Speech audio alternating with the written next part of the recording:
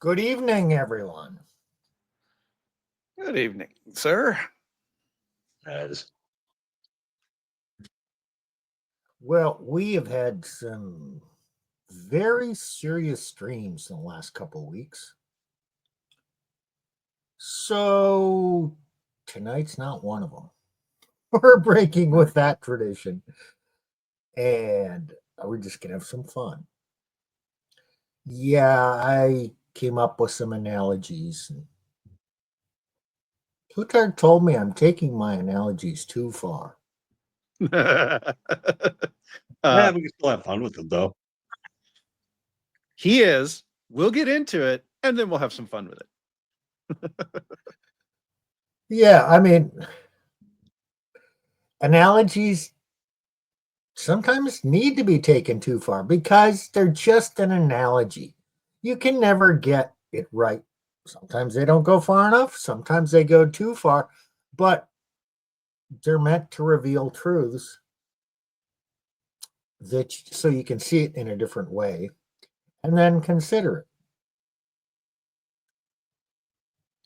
So, our topic tonight is elevating plates.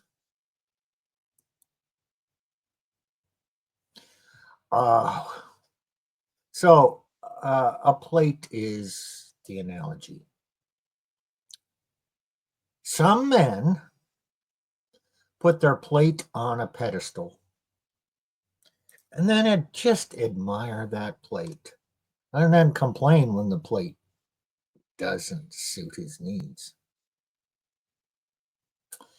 And so other men say, well, don't do that.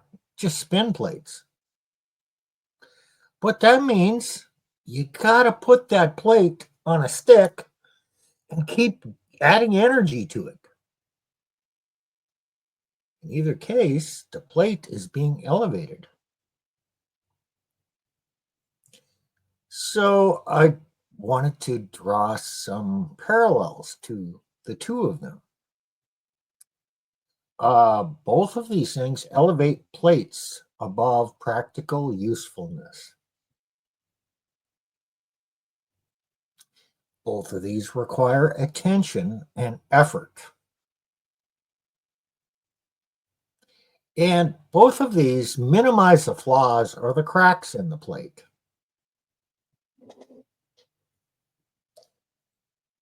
And they both prioritize the existence of the plate above its function. Oh, what is its function? Well, the function is not merely pleasure and entertainment. And you know what? If you put that plate up too high, it's difficult to take it down and wash it effectively. And a plate is not self maintaining. So, what do you guys think? Any other parallels that I'm missing here? Well, Tacticus has a couple in the chat here. Oh. Okay, Steve, got a question. Got a couple questions for you. And the Okay. second question, Tacticus, it's actually in Steve's notes, so we'll get there. But the first one, Steve, how do you spin an obese plate? Well, just requires careful balance. You know what? And a stronger stick. Really? Hey, it's after 8 minutes. I might be It's taking after that 8. stick a little too far. Dude, hey, you know what? I'm going to come up with a different answer. What a silly question. Whoever chooses to spin an obese plate? Lots of men. I have the answer. Okay, Nick. Guys with beer goggles and guys desperate enough. Or both. Yeah. And there's an unfortunate amount of desperate out there. Oh, can you imagine if you stop spinning that obese plate and it actually falls off the stick? What a commotion that would be.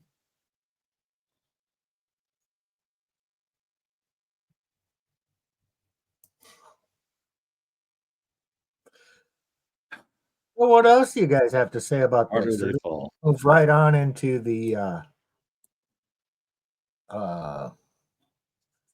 my other analogies. No, putting on a pedestal. Is this pedestal? Are we talking about pedestalization or possible pedestalization of a woman? No, actual pedestalization. She is so precious. Oh man, she's my better half. She's the boss. I meant to serve this woman.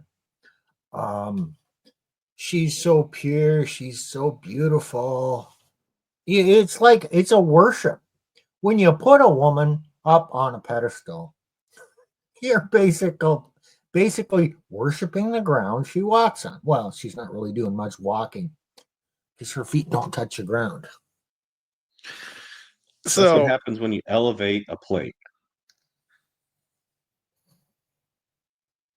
yes. Or a Well, possible result of elevating a plate. So this whole thing stems, of course, from the analogy of spinning plates. You have more than one girl, and you have to, the plate spinner guys, they have to keep putting energy into each individual plate. Okay.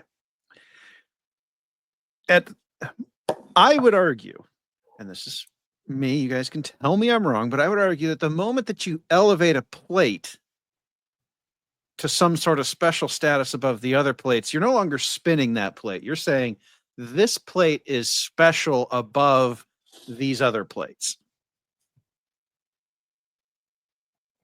Isn't that what women do with men?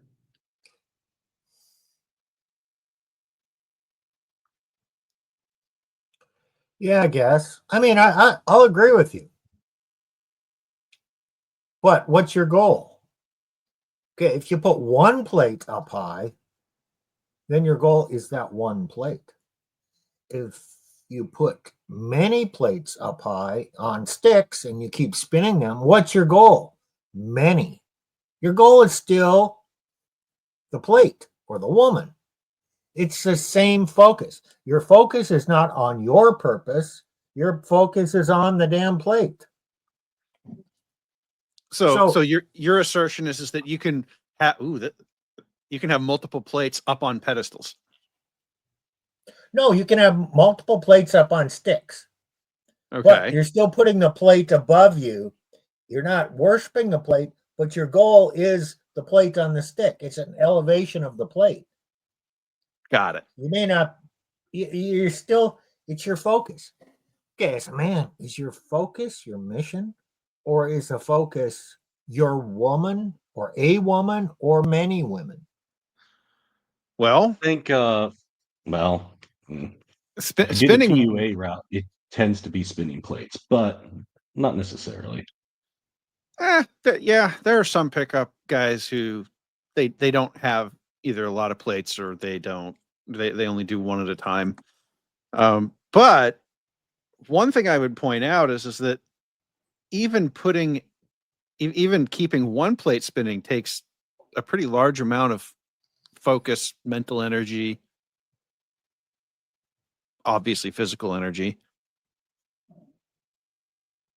If you have even one woman that you're spinning as a plate, you're definitely putting a lot of focus into keeping that plate spinning.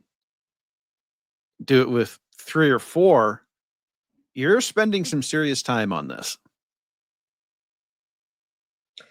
Well, the red pill talks about money, muscles, and game. That's what a man should do. Get money, muscles, and game. Why? So he can get women and spin plates or get the one woman, that one plate. It's still, where's your goal? Now, there's nothing wrong with wanting a woman, but if that's your primary life goal, I think your life is a bit out of balance. Ironically, Well, given most guys, I'll say this: like most guys, yeah, they want a woman, right? And yeah, money, muscles, game do have a lot to do with that. But at the end of the day, it can end up being a dance monkey dance situation. Do these things get the woman? You get the woman, then these things were accidental towards getting the woman, so they were never really part of who you are as a man and on your purpose or mission. Well, and money, muscles, and game are great for attracting women. Okay. But if you don't have frame, you're going to do exactly what Steve is talking about. You're going to take that plate and you're going to put it up on that pedestal because you don't have frame. Look, you can have endless short-term relationships without frame. It is not hard. Go to the gym, get ripped, you get your money on point, get your game skills elevated. You will have women rotating in and out of your bedroom like you guys hopefully rotate your underwear. Okay. Money, muscles, game gets you women. These are not bad things for men to have. Okay.